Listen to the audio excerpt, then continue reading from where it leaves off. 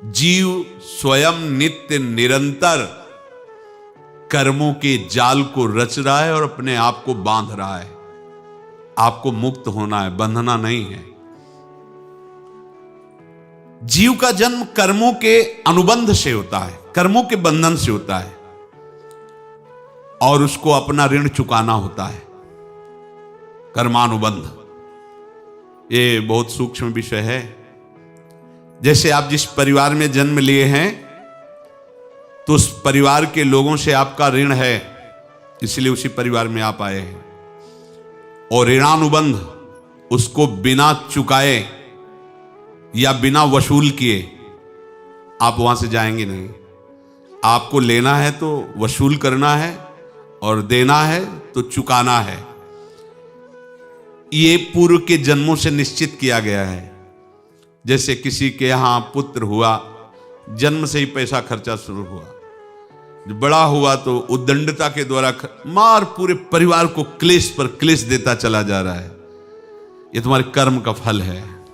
या ऐसे शक्तिहीन बुद्धिहीन ऐसे पागल पूरे जीवन सेवा करो, तुमसे अपना हिसाब चुकाने के लिए वो आया है। अब परिवार के जो सदस्य जुड़े आके, मतलब पत्नी आते ही पूरी हृदय में आनंद, परिवार में आनंद, और जीवन भर वो आनंद ही सुख देने के लिए उसका जन्म हुआ। वो अपना ऋणानुबंध मुक्त, और आते ही भयंकर क्लेश खड़ा कर दिया, बीच में दीवाल और झगड़ा वैसा, फिर अतरे दिन मारपीट शुरू, कलह अशांति, पूरा जीवन नरक हिसाब करने आए। यहां ऋण चुकाए बिना कोई जा नहीं सकता, ऋण चुकाना पड़ेगा। किसी का ऋण वसूल करना है तो किसी को ऋण चुकाना है, दोनों काम करने होते हैं। अनेक जन्मों में अनेक लोगों के साथ हमने जो बर्ताव किए हैं, अच्छे या बुरे, वो होंगे। अब किसी आदमी को हम जानते नहीं, अचानक मिला, अचानक टक्कर लगा और मार पीट गाली गुप्ता सब कर दिया, चुपचाप सह लो। क्यों? ये आपका हिसाब है, पूर्व का हिसाब। हमारा उससे कोई द्वेष नहीं, कोई संकल्प नहीं। अचानक घटना घटी और हमसे द्वेष करने लगा, हमें पीटने लगा, हमें गालियां दे, ये हिसाब है, चुपचाप सह जाओ।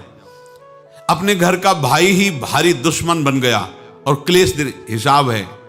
एक प्रभुदत्त ब्रह्मचारी जी की वाणी में पढ़ा था, एक महात्मा जी भ्रमण करते थे तो उस समय असरफियां चलती थी, मोहरे असरफियां, तो उनको भेंट में देते लोग। तो या तो ठाकुर सेवा में लगे तत्काल, या संत सेवा में तत्काल लगे, उसका संग्रह करके डोलना ये ठीक नहीं है। बैरागी के लिए सिद्धांत में ये ठीक नहीं है। तो जब 2, 4, 6, 8 ऐसे मोहरे हुई तो उन्होंने विचार किया कि और भ्रमण करके जब काफी मोहरे हो जाएंगी तो प्रयागराज में जब कुंभ पड़ता है, एक बार पूरे सब अखाड़े के संतों को, अलग अलग संप्रदाय सब संतों को बुलाएंगे और सबको पवाएंगे। अब साधु है तो यही विचार करेगा, और क्या विचार करेगा।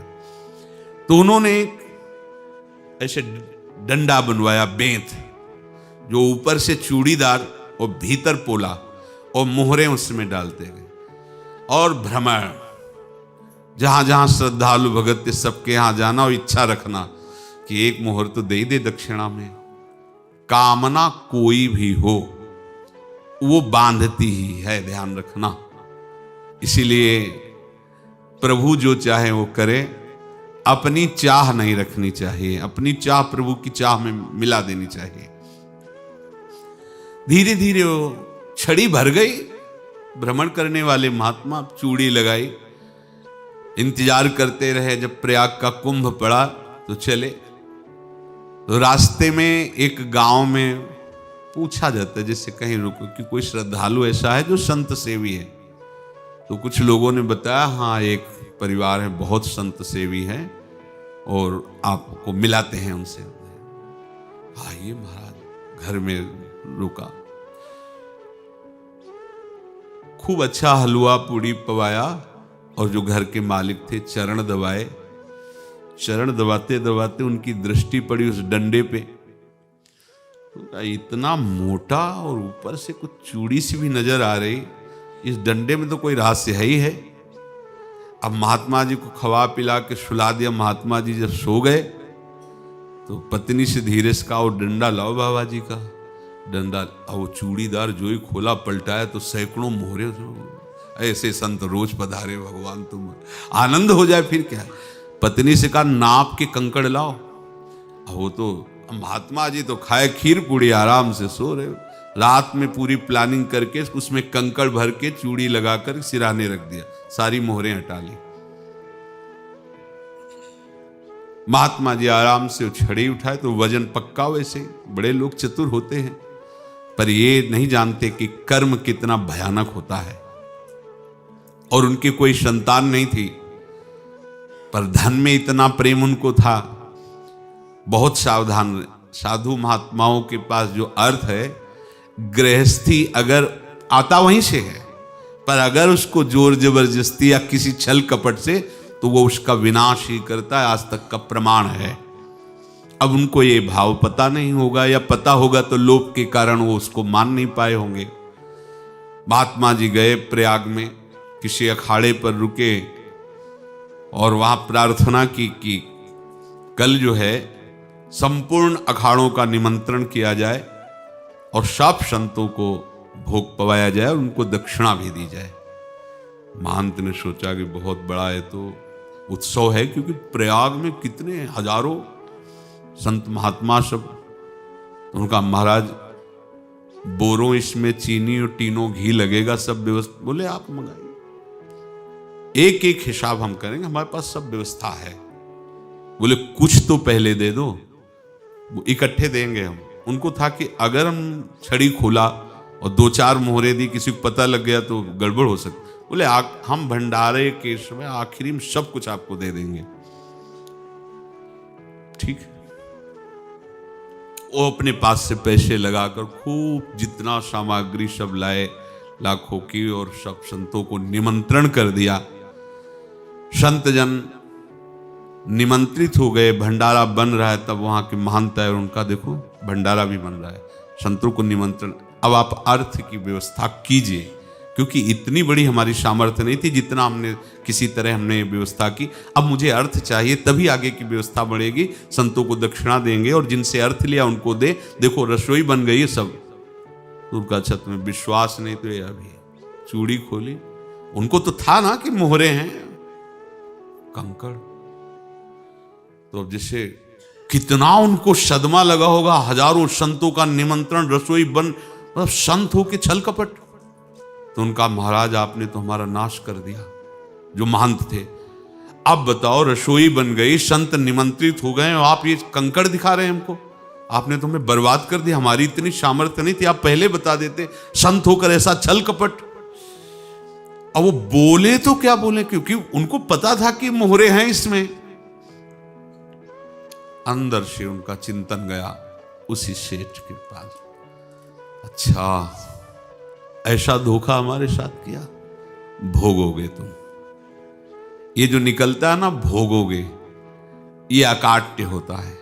क्योंकि किसी का भी हृदय, मान लो किसी भी जीव जंतु को आप कष्ट दें और उसका हृदय आह भर जाए, तो वो आह वज्र की लीक है, तुम्हें भोगना पड़ेगा। वो देखो भीष्म जी को भोगना पड़ रहा है ना। सांप को ऐसे धनुष की नोक से उठाया और बंबूल के कांटों के ऊपर फेंक दिया, कई दिन तक शेदा हुआ, वो आह भर करके मरा। तो आपको 6 महीने बाणों की सैया पर आह किसी की ना लेना जिंदगी में। कोई ऐसा कोई आह भर करके कह दिया तुम समर्थ हो, हम तो कुछ कर नहीं सकते, और अंदर से दुखी, फिर तुम्हारी सामर्थ्य काम नहीं करेगी, मिट्टी में मिला देगी। फिर ये तो संत थे और भगवत आराधना के लिए, संत आराधना के लिए ही ऐसा किए हुए थे। अब इनका कैसे मुंह दिखाएं, अब क्या करें। सुबह संत जन आएंगे, सबके बीच में हमारी कि देखो इन्होंने, अब क्या करें। गए और संगम में जाके छलांग लगाई, अपने प्राण त्याग दिए। अब उनके तो पास मोहरे थी और व्यापार बढ़ा, और 9-10 महीने बाद ही लड़का हुआ। अब तो उनको कि संत फलीभूत हो गया। देखो व्यापार चल रहा, लड़का नहीं होता था, लड़का भी हो गया। बड़ा आनंद छा रहा है। जब से वो प्रकट हुए और धन की वृद्धि शुरू हो गई, पढ़ाई लिखाई में उनके खर्चा हुआ सब, बस बीमारी शुरू हो गई उनके शरीर में, अब उसमें पैसा जाना शुरू हुआ। इतने आसक्त वो दोनों हो गए कि कुछ भी हो, व्यापार ठप, संपत्ति बेचना शुरू। तो उन्होंने कहा कि बेटा मैं क्या कर सकता हूं तुम्हारे लिए? बोले हमारी अंतिम इच्छा है प्रयाग चलो, और जितने प्रयाग में संत महात्मा सबको एक बार भंडारा करवाओ, हमारी इच्छा अंतिम है, क्योंकि अंतिम यही इच्छा थी। तो बोले अब ज्यादा संपत्ति तो नहीं रह गई, तो बोले घर बेच दो, मेरे लिए ही तो है, बेच दो, मुझे लगता मैं बचूंगा नहीं, पर मेरी अंतिम इच्छा पूर्ण कर दो। घर बेच दिया, जेवर बेच दी, वहां गए, जब संत सेवा की तो बोले मुझे संगम तक ले चलो। संगम तक ले गए और बोले समझे तुम चुराए थे और हमने उसको छीना है, कुछ नहीं रह गया तेरे पास कुछ, अब केवल ममता और आसक्ति में जल कर मर और नरक प्राप्त कर। मैं वही महात्मा हूं जिसकी तूने मोहरे ली थी, शरीर छोड़ दिया। महात्मा को जन्म लेना पड़ा और इनको दुर्गति भोगनी पड़ी। ऋणानुबंध होश में, ऐसा नहीं कि आप जो कर रहे हैं कोई देख नहीं रहा, कोई हिसाब किताब नहीं, जो कर रहे हैं अवश्य में भोक्तव्यम, बहुत सावधान। अनेक जन्मों में अनेक लोगों से जो कुछ लिया दिया है, इस लेने देने को मिटा देने के बाद ही तुम मुक्त हो गए। इसीलिए एक उपाय है, लेना न देना मगन रहना। क्या? मालिक को समर्पित हो जाओ, मालिक को अपना माना हुआ समर्पित कर दो, खत्म।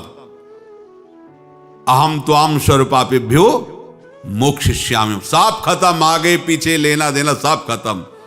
एकादश स्कंद में भगवान श्री कृष्णचंद्र जी ने कहा जो मेरे चरणों का आश्रय लेकर भक्त मेरा भक्ति करता है, उसके पितृ ऋण, मातृ ऋण, देव ऋण, ऋषि ऋण, सब ऋणों से मैं मुक्त कर देता हूं। बस यही एक उपाय है जो इसके बंद करने का उपाय भक्तों के लिए है, वो यही है, भगवान की शरण में होकर अपना माना हुआ पूरा भगवान के अर्पित कर दो। अर्पित करने का तात्पर्य उसमें अहम हटा दो। त्वदीयं वस्तु गोविंदम तुभ्यमेव समर्पये। जिनसे तुमने सेवा करवाई है उनकी सेवा करनी पड़ेगी, जिनसे तुमने जो कुछ लिया है उनको देना पड़ेगा। ये लेने देने का व्यापार जब तक समाप्त नहीं होगा तब तक तुम्हारा जन्म मरण चलता रहेगा। अब आपको यहां समझना है, यदि आपसे किसी ने पैसे लिए बेईमानी करके नहीं दे रहा है तो आप उसको गाली मत दीजिए, आपने बेईमानी की थी इसलिए आपकी बेईमानी हुई है, ले गया, कोई बात नहीं है, बंधन से मुक्त हुए, जो बोझा था चला गया। उसको ऐसा ना देखे कि ये बेईमान हमारे रुपए मार लिए, अब जो कुछ होगा देखेंगे। अगर आप आगे नया कुछ करते हैं तो फिर आगे का हिसाब आपको भोगना पड़ेगा, ध्यान रखना। ऐसा नहीं है कि आपको भोगना नहीं पड़ेगा। एक ही उपाय है कि अब जो शरीर धारण किए इसी में जो भोग ले, आगे ना होना चाहिए। तो क्या करे? सर्वतो भावेन भगवान की शरण ले ले। ये तो सर्वाणि कर्माणि मयि सन्न्यस्य मत्पराहा अनन्ये नैव योगेन माम ध्यायन्तु उपासते तेषाम् अहं समुद्धर्ता मृत्यु संसार से। ये बड़ा कठिन है पार होना, कोई छोटी मोटी बात है। एक महात्मा बाल्यावस्था से भजन करते थे, शालिग्राम भगवान पास रखते थे और उन्हीं की आराधना करके बस पाठ, नाम, जप और भ्रमण करते थे। यौवन अवस्था थी, गंगा जी के किनारे अपने ठाकुर को विराजमान करके स्नान करने के लिए कपड़ा ही उतार रहे थे कि 90 लोग आ गए, भाला तलवार सब लेकर, मारो मारो इसको मारो, घेर लिया। तो उन्होंने हाथ जोड़कर कहा हमने क्या अपराध किया, कोई सुन ही नहीं रहा। तो उन्होंने कहा मार तो डालोगे ही आप 90 लोग, हम कोई अस्त्र शस्त्र तो लिए नहीं, एक बार हमें गंगा में डुबकी लगा देने दो और अपने ठाकुर को स्नान करा देने दो, फिर इसके बाद आप मार देना। भगवत इच्छा से वो लोग रुक गए, स्नान किया और अंदर से प्रार्थना की, प्रभु ये क्या लीला है आपकी, आपके सिवा मेरा कोई है नहीं और ये मुझे मारना चाहते हैं। तो भगवान ने जानते हो क्या कहा उनके अंतर में, तुम मेरे में ध्यानस्थ हो करके शरीर को छोड़ो, ये लोग मारेंगे। ये मेरे भजन का फल है कि तुम्हें 90 जन्म नहीं लेना पड़ेगा। एक ही जन्म में 90 मिलके, तुमने 90 हिंसा की थी पूर्व में, तो तुम्हें 90 बार जन्म लेना होता और एक एक करके मारते। ये मेरे भजन का प्रताप है कि एक बार में ही 90 का हिसाब हो जाएगा। तुम आंख मूंदो, मेरे ध्यान में मगन रहो, मेरे प्रताप से तुम्हें कोई चोट नहीं होगी और स्वाभाविक मूर्छावस्था में प्राण तुम्हारे छूट जाए। ऐसा ही हुआ, ऐसा हुआ। तो ये बात समझ लो कि ये जो कर्मानुबंध है, ऋणानुबंध है। आप देखो, अगर शाप महात्माओं ने दिया कि तुम्हारे वंश का इससे विनाश होगा, तो भगवान भी परम धाम जा रहे तो उसी कील से, बाण की नोक में जो मछली लील गई थी, छोटा कण, उसी से की नोक बनाई और उसी नोक को प्रहार किया। भगवान के श्री चरण में वही बाण की नोक लगी और भगवान स्वीकार किया ना। भगवान का बड़ा लीला विचित्र है। अगर छुप करके उधर रामावतार में बात, तो इधर ऐसे स्वीकार किया है भगवान ने। ऐसा कहीं नहीं दिखाया कि मैं भगवान हूं तो मैं अपने लिए, ऐसा नहीं दिखाया। नारद जी का हित किया पर नारद जी ने श्राप दिया तो भगवान ने स्वीकार किया। बंदरों ने ही सहायता की, जैसा बोले थे वैसा। ये लीला इस शरीर में भोगनी पड़ेगी। हाँ, ज्यादा को कम में भुगता देंगे, पर अब अगला शरीर ना मिले इसके लिए सर्वतो भावेन भगवान के आश्रित हो जाए। जैसे आपने दुकान फैला रखी है तो उसमें दो काम होते हैं, लेना और देना। किसी को उधार दिया है तो हमें उसे लेना है, और कोई नगद देकर सामान ले रहा है तो उसे सामान देना है, या उधार लिया है तो हमें उधार देना है। अब अगर दुकान बंद करनी है तो तुम्हें देने वालों पर जोर देना है, लेने वालों पर जोर नहीं। लेने वाला तो जाओ हम क्षमा किया, समर्पित किया, हमारा कोई संबंध नहीं, खत्म हो जाए, वो खुशी हो जाएगा। लेकिन देने वाला तुम अगर दुकान भी उठा दोगे तो जहां भी रहोगे तुम्हारे पास वो आएगा, लाइए हमारा। तो देने पर नजर रखिए, जिसका जिसका हिसाब है वो आपके सामने आता जाए, हटाते जाओ। लेने पर नजर मत रखिए और दुकान फौरन उठा दीजिए, नहीं अगर लेते देते रहे तो चलता रहेगा। आगे चलकर कुछ लेना न देना, मगन रहना बस अपने प्रभु के चिंतन में। अब हम कैसे जाने कि किसको क्या देना है, हमें क्या पता। तो हम पूरा हिसाब जिनको पता है उनको दे देते हैं, समझ रहे हो, उनको पता है क्या लेना है क्या देना है, तो इनके पास पहुंच गए, सरकारी हिसाब से सब बराबर कर देंगे। हमको अपनी जिम्मेवारी इनकी चरणों में समर्पित कर देना है, तभी हम जीवन मुक्त होंगे। ये रहस्य की बात है। प्रभु कह रहे हैं, यस्य सर्वे समारंभाः काम संकल्प वर्जिताः ज्ञानाग्नि दग्ध कर्माणं तमाहु पंडितम बुधाः।